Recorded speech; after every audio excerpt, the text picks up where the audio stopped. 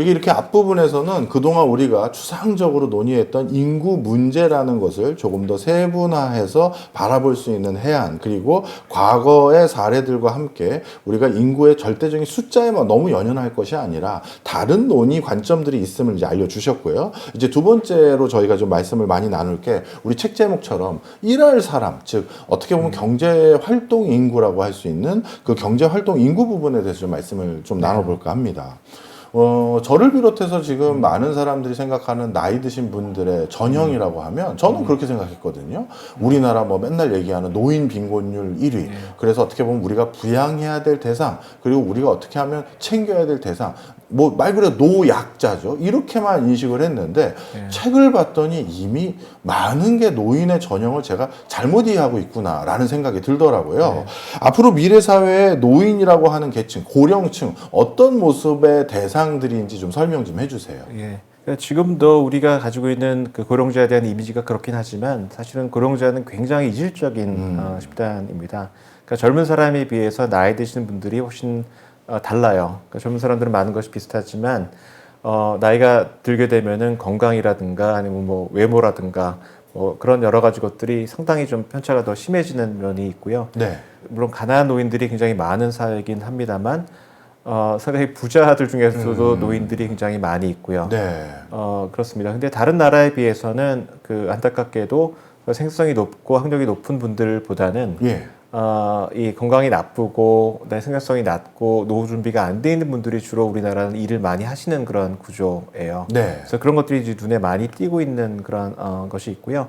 근데 앞으로는 이제 더욱이 그 학력이 높고 건강하고 더 활기찬 그런 그 노인의 비중이 높아질 것으로 예상이 됩니다. 그 이유는 왜 그러냐면은 우리나라가 뭐 60년대, 70년대 이후부터 그 이 국가가 발전하고 경제 성장을 경험을 하면서 늦게 태어난 세대일수록 교육도 더 많이 받고 여러 가지 경험도 많이 하고 그다음에 여러 가지 의료 혜택도 더 많이 받고 그러고 자랐거든요.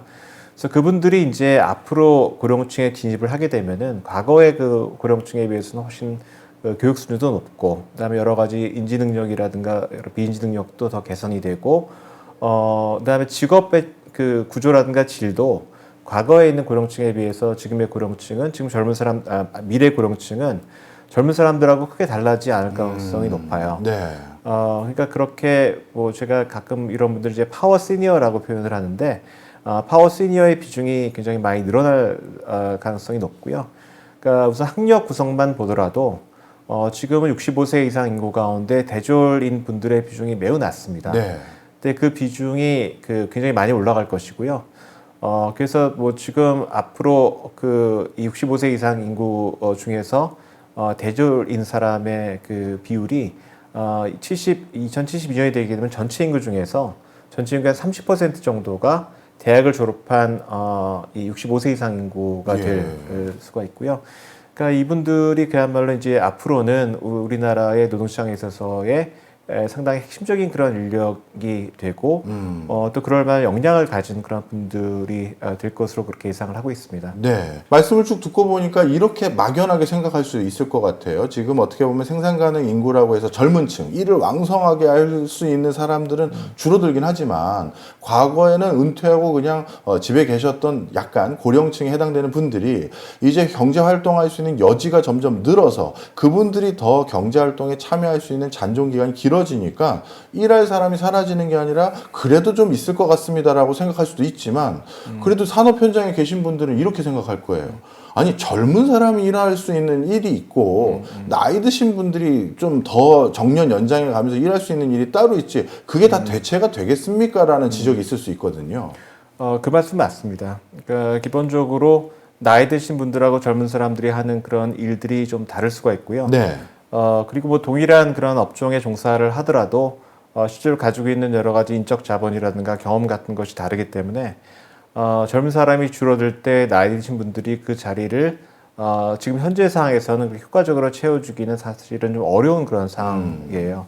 그렇기 때문에 이것이 이제 가능해지기 위해서는 그 노동시장의 여러 가지 여건이 바뀌어야 되고요.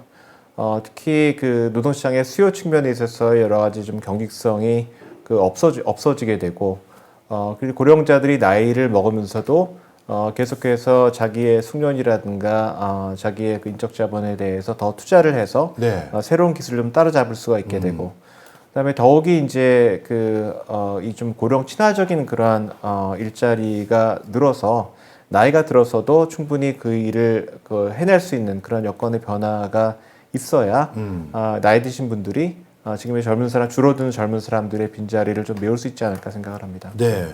저도 이 책을 읽으면서 이 책이 우리 사회에 대한 거대 담론만 있는 것이 아니라 나 개인에 대한 시사점을 많이 주고 있구나라는 그 답을 방금 말씀해 주셨던, 교수님 말씀해 주셨던 대목에서 찾았는데요. 우리가 제 주변 친구들도 벌써 그래요. 우리 아버님 때의 인생의 어떻게 보면 타임 스케줄을 바탕으로 아직도 생각하는 친구들이 있어요. 아버님 세대라고 하면 이제 한 50대 중후반쯤 되면 이제 내가 일선에서 다 정리하고 노년은 뭘로 보낼지 생각하는 그런 모습들이 우리 머릿속에 추억되어 있지 않습니까? 그러면서 본인이 이제 이제 나도 뭐 사회생활 나이가 얼마 안 남았는데 이런 큰 착각을 하더라고요. 네. 오히려 진짜 100세 시대에 고령층에 대해서 뭐 할 수 있는 것들을 지금 찾기 위해서 인적 자원에 더 투자하고 뭔가 배우려고 하고 뭘 알아보러 해야 되는데 그걸 안 하는 친구와 그걸 깨닫고 하는 친구가 확 갈리더라고요. 아마 이 책을 읽어보신 분들은 내가 50대니까 지금 인생 이모작을 준비해야 되는 텀이구나 이걸 확 느끼실 거예요. 아니면 60대니까 이제부터 내가 뭘로 재밌는 일거리를 찾아보지 이걸 할 수 있는 시점이라는 걸 더 느낄 거라고 생각이 들어서 저는 이게 국가 차원의 거대 담론만 얘기하는 게 아니라고 생각이 들고요. 자, 그런 관점에서 또 한 가지 중요한 시사점을 얻었습니다. 그런 논의들을 다 읽고 나는 중간에 진짜 그런 거가 했더니 책에도 명시를 딱 해놓으셨어요. 전체 인구 숫자가 중요한 게 아니라 노동이라는 관점, 일하는 사람이라는 관점에서는 총 경제활동 참여에 관심 있는 사람의 숫자가 더 중요합니다. 맞습니까? 그렇습니다. 네. 특히 이제 한국의 경우에는 그러니까 인구 구조 변화가 진행이 될 때 생산 연령 인구는 굉장히 빨리 줄지만 노동 인구 자체는 그렇게 빨리 안 주는 그러한 구조로 되어 있습니다. 그러니까 많은 분들이 그 미래에 대해서 걱정을 하는 주된 근거는 그러니까 통계청이 발표하는 그 장래 인구 축의 생산 그 연령 인구, 15세에서 64세 인구거든요. 그 인구가 앞으로 굉장히 빠른 속도로 줄어요. 그래서 50년 후가 되게 되면은 지금 수준의 한 45%로 줄어든 것으로 추정이 되고 있고요. 그러니까 노동 인구가 반토막이 나니까 앞으로 큰일 난 거 아니냐는 그런 얘기가 나오고 있습니다. 근데 이제 생산 연령 인구가 노동 인구를 결정하는 굉장히 중요한 변수이긴 있는 건 맞습니다만, 그 자체가 노동 인구를 정확하게 보여주지는 않고요. 그러니까 15세 이상이라 하더라도 우리나라 같은 경우에는 대다수의 사람들은 학교를 다니고 그렇죠. 있고요. 그 청년층의 그 경제활동 참가율은 비교적 낮은 편입니다. 그러니까 반면에 우리나라 같은 경우에는 나이 드신 분들은 상당히 일을 좀 많이 하는 편이고요. 그러니까 65세가 넘어도 일을 하나도 안 하는 것이 아니라 한국 같은 경우에는 대개 3분의 1 정도는 일을 하고 있는 그런 구조입니다. 그렇기 때문에 생산 연령 인구보다는 실제로 일을 하는 또는 일을 하려고 마음을 먹고 있는 경제활동 인구의 규모를 보는 것이 중요하고요. 그래서 만약에 2022년, 그러니까 이 장래 인구 추계의 어떤 기준 시점인데 그때 성별, 연령별, 학력별 경활률이 앞으로도 유지가 된다라고 가정을 하고 이 경활 인구를 계산을 해보면은 생산 연령 인구보다는 훨씬 더 위에 있고 천천히 주는 것을 볼 수가 있습니다.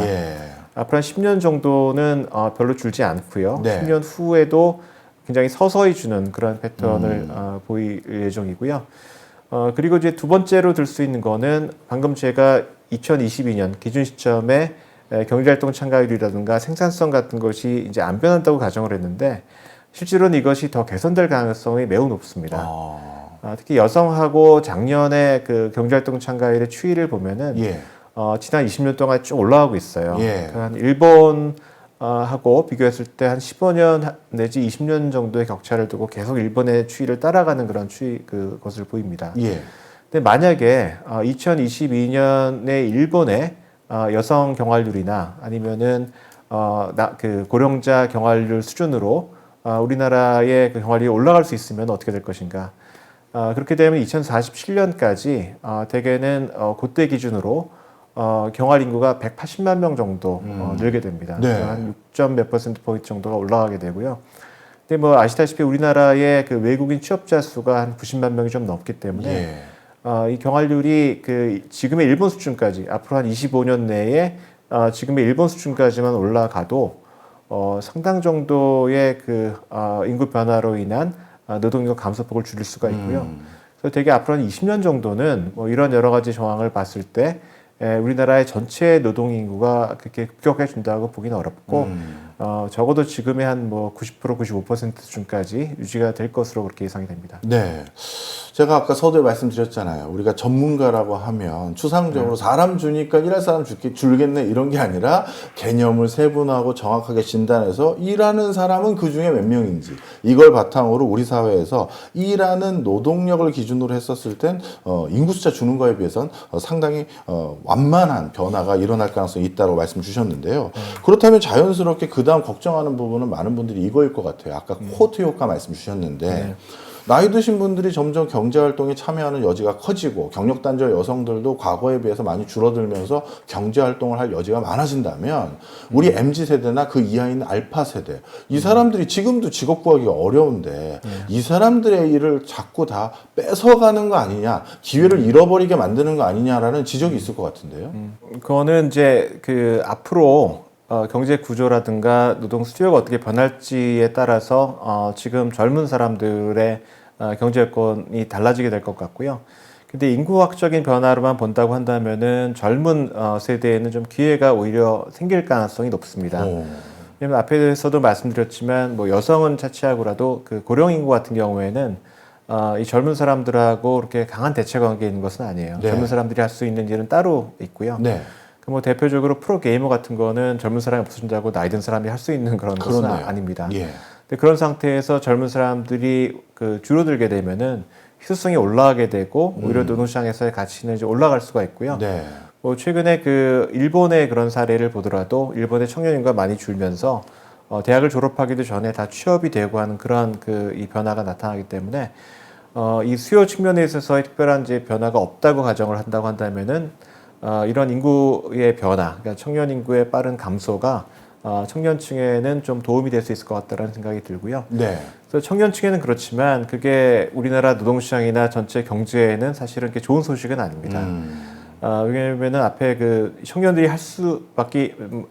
할 수 있는 그런 일들이 있다고 말씀을 드렸는데 앞으로 한 3년, 4년이 지나고 나면은 2002년 이후에 태어난 세대가 이제 노동시장에 나가기 시작하고요. 네. 근데 우리나라 그 출생아 수가 2000년부터 2003, 4년 그 무렵까지 3분의 2로 갑자기 줄어요. 몇 년 사이에. 예. 그 때문에 새로 노동시장에 나가는 신규 그 인력이 요 몇 년 사이에 갑자기 3분의 1이 줄어드는 것이죠. 예. 뭐 상당히 강한 충격이 갈 그 가능성이 높고요. 그리고 앞으로 한 20여 년이 지나고 나면은 이 35세 미만의 그 경제활동 참가자가 지금의 한 절반 수준으로 줄어들게 됩니다. 예. 젊은 사람을 찾아보기 굉장히 어려운 그런 상황이 되는데요. 그래서 이게 가져오는 샥은 대개는 두 가지입니다. 예. 첫 번째 샥은 이 젊은 사람들에게 많이 의존하고 있는 그런 분야에서 갑자기 사람을 구하기가 어려운데 다른 인력으로 그걸 대체하기 어려워서 이제 구인난을 겪게 된다라는 것이 하나가 있고요. 근데 그거보다 이제 좀 더 근본적인 그 문제는 우리나라의 노동시장이 굉장히 취약해지고 노동시장의 기능이 약해진다라는 그런 문제가 있습니다. 네. 그러니까 대개는 노동시장의 기능이라고 하는 거는 사람이 남아 들어가고 생산성이 낮은 그런 부분에서 인력을 동원을 해서 사람이 모자라고 필요하고 생산성이 높은 부분으로 이제 재배분을 하는 그런 기능이거든요. 그렇게 되면 전반적으로 생산성도 향상이 되고 뭐 성장률도 높아지는 이제 그런 효과가 있는데, 근데 그 일을 제일 잘할 수 있는 것이 젊은 사람들입니다. 네. 이제 그 일을 하려면은 이 노동시장이 지금 필요로 한 최신의 인적 자본을 가지고 노동시장에 들어와야 되고요. 네. 근데 뭐 젊은 사람들은 가장 최근에 그래도 공부를 한 사람들이기 때문에 이제 그 일을 한 것이고, 그다음에 자기를 필요로 하는 그런 것으로 빨리 이동을 하고 거기서 새로운 것을 배우고 적응을 하고, 그래서 거기서 이제 그 공헌을 할 수 있어야 그 노동시장의 기능이 이제 충족이 되는 것인데, 젊은 사람들이 그걸 제일 잘합니다. 적응력도 높고 빨리 배울 수 있고 그렇기 때문에. 근데 이제 저희 세대에는 그거를 이제 100만 명이 매년 들어오면서 그 일을 했는데 그게 지금 60만 명으로 줄고 40만 명으로 줄고 30만 명, 20만 명으로 줄기 때문에 예. 이 전체 그 노동시장이나 경제의 그런 입장에서는 젊은 사람들이 줄어든 것 자체가 굉장히 이제 부정적인 요인으로 작용할 가능성이 있는 것이죠. 그렇군요. 그래서 그런지 뭐 교수님 같이 이제 이 분야를 깊게 공부하신 분들이 다 어떻게 보면 정책 밑그림을 그리거나 아주 높으신 분들에게 어떻게 보면 참고 자료를 많이 제공해 드릴 텐데 인구가 절대적인 숫자가 중요하지 않고 여러 가지 논의들이 분명 전달이 됐을 검에도 불구하고 이민 문제들을 많이 논의한 이유는 방금 말씀 주셨던 그런 이슈들을 좀 보완하려는 것 같아요. 네. 자, 그렇다면 이민 문제가 이런 부분에 나름대로 해법은 될 수 있다고 생각하시나요? 뭐 yes and no 답변할 수 있을 것 같은데요. 예. 전 이민이 굉장히 우리나라의 그 단기 내지 중기적인 노동시장 불균형 문제를 해소하는데 핵심적인 그러한 문제라고 생각을 합니다. 벌써 사실 어느 부분 하고 있죠. 네, 그러니까 과거에는 이제 어땠냐면은 이게 경제가 발전하면서 소위 3D 업종이라고 예. 해서 우리나라의 젊은이들이 잘 들어가지 않는 그런 부분에 니드를 많이 이제 채워줬거든요. 근데 이제 앞으로는 어떤 문제가 생기냐면은 여러 분야에서 젊은 인력이 확 줄어들면서 네. 그 사람들이 빈 공간이 생기는데 그것을 내국인 인력이 잘 그 메꿔주기 어려운 그런 부분이 추가로 이제 발생을 할 수가 있습니다. 예. 그러니까 앞으로의 그 외국인 인력의 역할이라고 하는 것은 그 전통적인 그런 그 분야들, 그러니까 내국인이 안 들어간 그런 분야도 있지만 인구 변화나 이제 기술 변화로 인해서 새로 공백이 생기는 그런 분야에서는 결국은 외국인이 이거를 메꿔주지 않으면은 내국인 인력으로 채우기가 굉장히 어렵습니다. 네.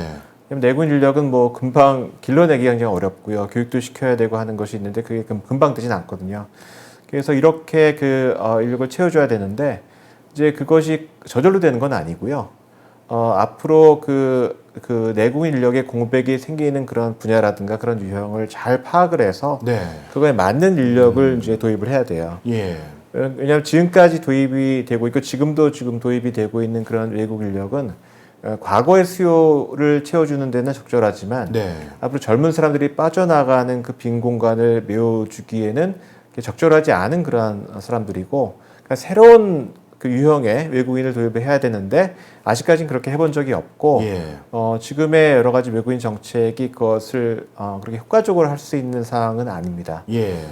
그렇기 때문에 우선은 어느 분야에 그 어떤 종류의 인력이 부족해질 것인가를 잘 이제 전망하는 그러한 작업이 필요하고 이제 그거에 맞는 외국인을 도입할 수 있는 외국인 정책을 설계를 좀 해야 되는 그런 상황이라고 할 수 있겠습니다. 네.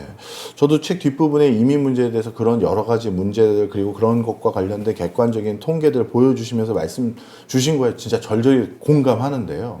그런데 한편으로 이런 생각도 들더라고요. 뭐 책에는 없는 내용이지만 오늘 오셨기 때문에 고견을 여쭤보려고 하는데 우리 인류가 어떤 이유인지 정확하게는 잘 모르겠습니다만 대부분의 국가들이 인구가 줄기 시작했어요. 그러니까 유지가 안 되는 거죠.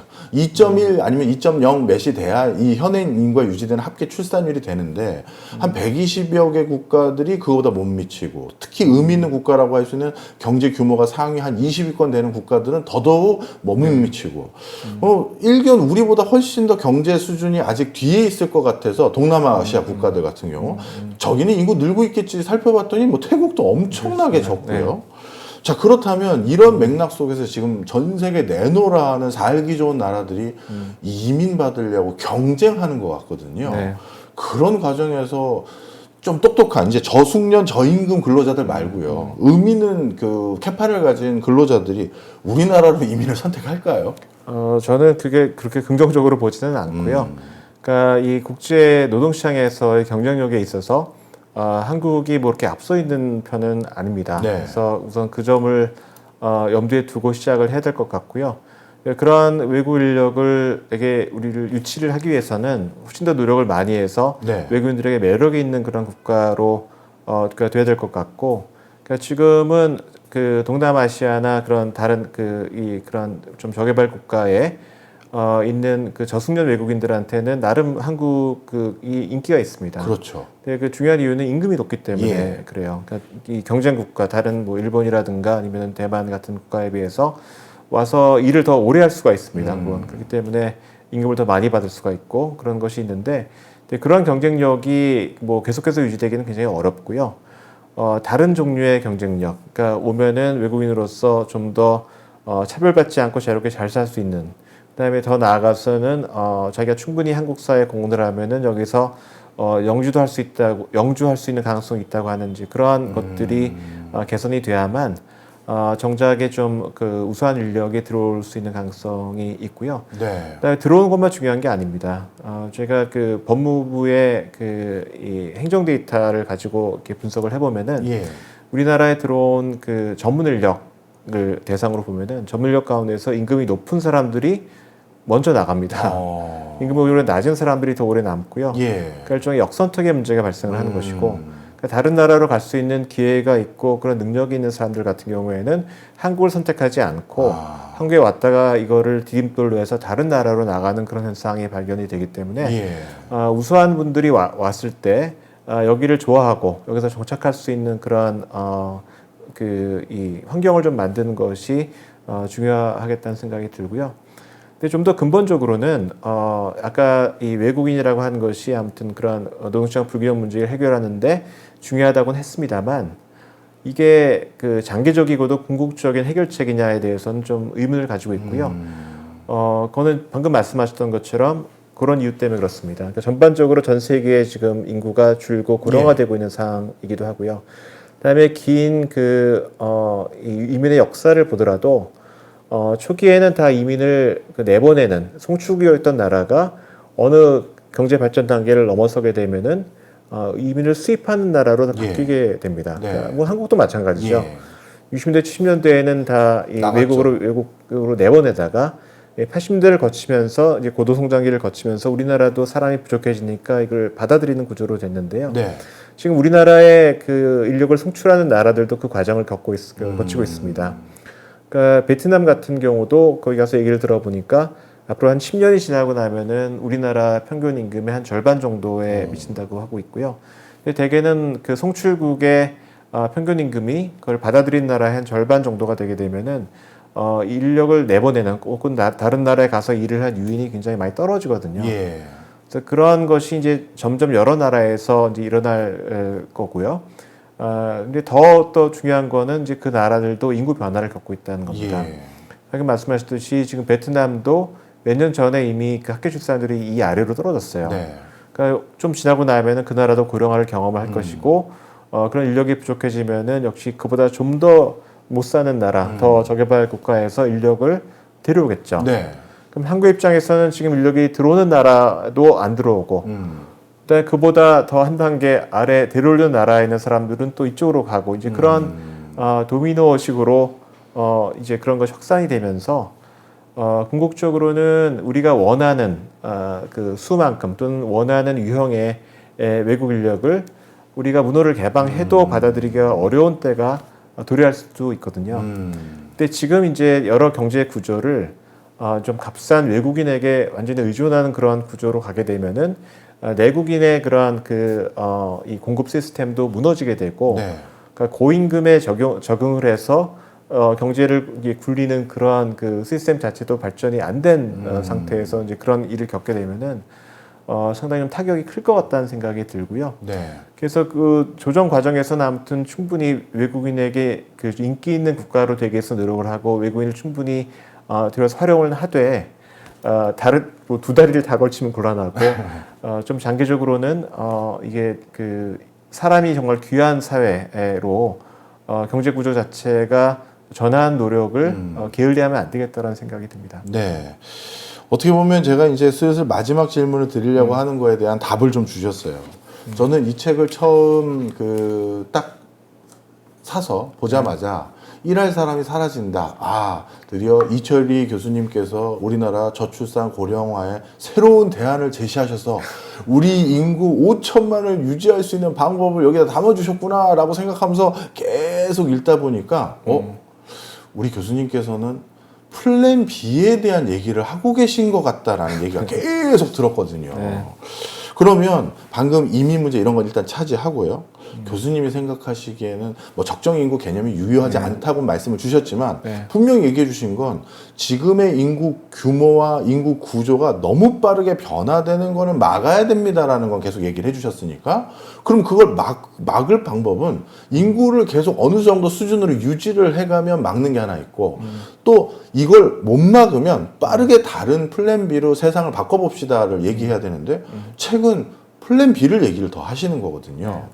그러면 교수님 우리나라 저출산 고령화는 해결은 어렵다고 보시는 거죠. 뭐 해결이 그 정의가 어떤 건지는 그렇죠, 모르겠습니다만 그렇죠. 완화는 꼭 필요하다고 생각을 하고요. 예. 그러니까 저는 뭐 지금 말씀하신 플랜 B에 물론 방점을 두고 있습니다만 이 저출산을 완화하는 그런 정책도 앞으로 꼭 필요하다라고 생각을 합니다. 그 이유는 뭐냐면은 아마 출산율을 굉장히 높게 돌리기는 어려울 수 있어요. 예. 근데 흔히들 이제 많은 분들이 생각하는 것이 그냥 그거는 포기하고 이 인구 변화의 이런 그 저출산 고령화의 미래를 받아들이자라고 말씀하시는 분들이 있어요. 예. 근데 그 미래가 어떤 미래인지가 안 정해져 있습니다. 그렇죠. 그 미래가 우리가 지금 머릿속에 생각하는 것보다는 훨씬 더 안 좋은 미래일 수도 있어요. 아무것도 예. 안 하면은. 예. 통계청이 제공해준 장래인구 추계에 나와 있는 그거대로만 인구가 변할 것인가? 이제 그렇지가 않고요. 예. 아무것도 안 하면은 그것보다도 더 나빠질 수도 있습니다. 그러니까 그 보시면 통계청 이 추계 중에도 중위 추계가 있고 저위 추계가 있잖아요. 네. 뭐 중위 추계는 50년이면 3,500만으로 줄지만 저희 추계는 3,000만으로 줄고. 근데 그게 똑같이 인구가 주는 미래이긴 합니다만 같은 미래가 아니고요. 예. 어떤 그 미래가 실현되느냐에 따라서 우리가 감당해야 될 비용이 굉장히 많이 다릅니다. 그렇기 때문에 이제 정말 화끈하게 출산율을 반등하는 그러한 그 정말 마법의 어떤 그 지팡이 그런 거는 없을 수 있겠지만 예. 지금처럼 빨리 떨어지는 것을 조금이나마 완화하는 그런 정책이 미래에 있어서 거의 적응하거나 대응하는 비용을 상당히 줄이는 데 있어서 도움이 되거든요. 예. 그래서 그 노력을 기울여야 된다고 생각을 하고요. 근데 그럼에도 불구하고 플랜 B가 불가피한 이유는 제가 하나 시뮬레이션을 해봤는데 예. 그러니까 우리나라의 출산율이 바로 올해 1.58 이건 이제 OECD 평균이고요. 또는 2.1로 올라가게 되면은 과연 우리나라 인구 변화라든가 뭐 부양비라든가 생산 연령 인구의 그 앞으로 추이가 어떻게 될 것인가를 이제 시뮬레이션을 해봤습니다. 예. 근데 아마 1.58 정도가 우리가 생각할 수 있는 거의 지금 현재로서 최상의 시일 거예요. 근데 바로 올해 그 출산율이 1.58로 올라가게 되더라도 예. 그 대세에 있어서의 그런 인구 감소하고 인구 고령화의 경향을 막기는 어렵습니다. 그러니까 인구는 그렇게 되면 당분간 좀 늘어요. 예. 늘다가 다시 이제 감소를 하게 돼서 되게 2070년경이 되면은 4,600만으로 줄게 되고요. 그러니까 많이 개선은 되죠. 예. 3,500만이 아니라 4,600만이니까 상당 개선은 되고요. 하지만 아까 그 구조가 되게 중요하다고 말씀을 드렸는데 예. 구조가 아무튼 좀 나빠지는 거를 막기는 어렵습니다. 그러니까 생산 연령 인구도 개선은 됩니다만 지금 한 2070년까지는 지금의 3분의 2로 줄게 되고요.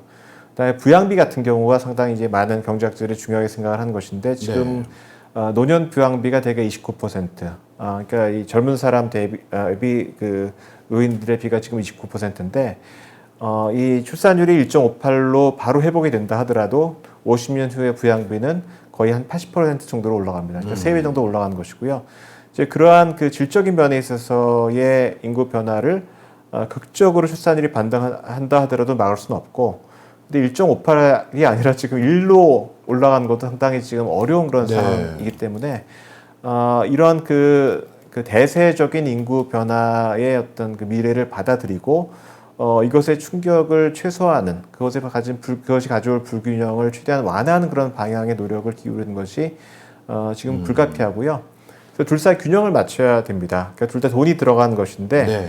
어떤 것이 말하자면은 일종의 한계 효과가 이제 비슷해지는 선까지 그 두 부분에 잘 투자를 현명하게 하는 것이 지금 한국으로서는 굉장히 좋은 선택이다라고 생각을 합니다. 네. 지금 전개되는 저출산 고령화 흐름을 늦추기 위한 노력도 반드시 병행해야 되지만 플랜 B에 대한 내용도 이제는 안 할 수가 없는 구조까지 와 있다는 말씀을 해주셨네요. 제가 늘 마지막 두 가지 질문은 뭐 제가 진행하는 라디오 프로그램이라든가 다른 데서도 꼭 인구와 관련된 거 연구하시는 많은 학자님들 오시면 꼭 여쭤보는 두 가지가 있습니다. 하나는 정말 저도 궁금해서 여쭤보는 거예요. 아까 OECD 국가 1.58 말씀 주셨지 않습니까? 네. 합계 출산율. 우리 인류가 왜 이제 애를 안 낳기로 마음을 먹은 걸까요? 너무 추상적인 질문인가요? 그거는 아무래도 어떤 나라든지 이 경제가 발전을 하고 구조가 변하게 되면은 아이의 말하자면 편익은 줄고 예. 비용이 높아지는 그런 변화가 어느 나라나 일어납니다. 예. 그러니까 그걸 먼저 겪은 선진국부터 시작이 됐고요. 이제 그게 더 여러 나라로 확산이 되는 그런 과정이라고 생각이 되는데, 근데 이제 과거의 선진국과 다른 거는 그 속도가 굉장히 빠르다라는 것이죠. 이제 그거는 아마 선진국과는 다른 이 후발국들의 여러 가지 특별한 사항이 있는 것 같고, 네. 아까 한국의 경우 같은 경우에는 한국과 유사한 경험을 가졌던 뭐 대만이라든가 일본, 뭐 싱가포르, 이제 중국 이런 나라들하고 굉장히 비슷합니다. 예. 이제 그거는 굉장히 뭐 일부 기간 동안 압축적인 성장을 해서 높아졌다가 갑자기 벽에 부딪히고 갑자기 더 성장률이 더 빨리 떨어지는 이제 그런 경험을 같이 했기 때문에 결국 인구 변화의 패턴이라는 것도 그리로 가는 것이고요. 그 다음에 이제 그런 후발국들 같은 경우에는 문화적인 면에 있어서 네. 굉장히 그 선진국의 그러한 그 문화를 지금 실시간으로 받아들이거든요. 그러니까 경제적인 어떤 성장의 단계보다도 훨씬 더 이르게 과거에 예. 비해서는 지금 매스미디어가 많이 발전하고 예. 있기 때문에 그거를 그 문화를 일찍 흡수하는 그런 면이 있고 그런 것이 겹치면서 아마 지금 동남아시아라든가 이런 우리나라보다 좀 더 늦게 발전한 나라들 같은 경우에는 그러한 그 인구 변이 또 출산율 변이의 그런 속도가 오히려 더 빠르게 나타날 가능성이 있지 않을까 생각을 합니다. 그렇군요. 예. 두 번째 공통 질문입니다. 교수님이야 뭐 한 분야의 대가가 되셨고 뭐 저보다 또 항상 인생의 선배님이시기도 하고 저도 이제 슬슬 제가 어떻게 정년을 하고 어떻게 마무리할지가 슬슬 보이는 것 같아요. 예, 저희 둘보다는 이제 학교에서 만나 뵙는 저도 마찬가지고 학생들이 걱정인데 MZ 세대들은 이 어마어마한 인구의 급 변화 이거에 대응해서 앞으로 어떻게 살아가야 될까요? MZ세대가 겪는 그런 변화라고 하는 거는 비단 인구 변화뿐만이 아니고요. 그러니까 기술 변화도 굉장히 가파르게 진행이 되고, 국제 정세의 변화도 과거에 우리가 생각했던 거와는 예상하기 어려운 방향으로 계속 진행이 돼 있고, 한마디로 말해서 굉장히 가변적이고 불확실한 그런 시대를 물론 어느 세대나 그랬겠지만 과거의 세대에 비해서 더욱더 그런 불확실한 그런 시대를 살고 있다라고 생각이 되고요. 예. 그런 점에 있어서 MZ세대는 자기를 현명하게 지켜야 된다라고 생각을 합니다. 그러니까 그 얘기는 뭐냐면은 이런 세대에 있어서의 가장 그 핵심적이고 중요한 인적 자본은 뭐냐면은 어떤 구체적인 일을 얼마나 잘하냐 하는 것이 아니고요. 새로운 일을 해야 될 때 얼마나 그것을 빨리 습득을 하느냐, 새로운 정보를 모으고 새로운 환경에 적응을 하고 어느 낯선 곳에 가서도 자기가 새롭게 적응을 하는 이제 그런 종류의 그 인적 자본이 굉장히 중요한 그런 세대라고 생각을 합니다. 네. 그러니까 과거는 어떤 회사에 내가 충성을 해서 거기서 그런 종류의 인적 자본을 쌓거나 어떤 분야에 자기가 이제 투신을 해서 거기서 뭐 아무튼 대가가 되고 인적 자본을 쌓고 그런 것이 있었는데 네. 지금은 뭐 제가 판단하기로는 어떤 것이든지 그게 오래 가기는 굉장히 어려운 그런 시대를 살게 될 거라고 생각을 하게 되고요. 네. 그렇다고 한다면은 그것을 잘 이제 판단을 해서 자격증이라든가 아니면 어떤 특정한 뭐 학력이라든가 학위 이제 그런 것에 의존하기보다는 세상이 어떻게 바뀌더라도 내가 거기에 적응해서 잘 살아남을 수 있는 그런 능력. 그건 이제 꼭 인지 능력뿐만이 아니라 상당 정도는 이제 비인지 능력의 영역이라고 생각을 해요. 뭐 대인 관계라든가 아니면 그 사람의 어떤 성격이라든가 아니면 여러 가지 태도라든가 그다음에 위험에 대처하는 어떤 자세라든가 이런 것까지를 이제 종합적으로 이제 거기에 관여가 되고 있는 것인데 그러니까 교육 자체도 이제 그러한 그 인적 자본을 길러내는데 좀 더 주안점을 둬야 된다고 생각을 하고 젊은 사람들도 인위적으로 이 교육을 받는 과정에서 내가 그것을 더 길러 나가야 되겠다는 자세를 갖는 게 좋지 않을까 생각을 합니다. 네, 알겠습니다.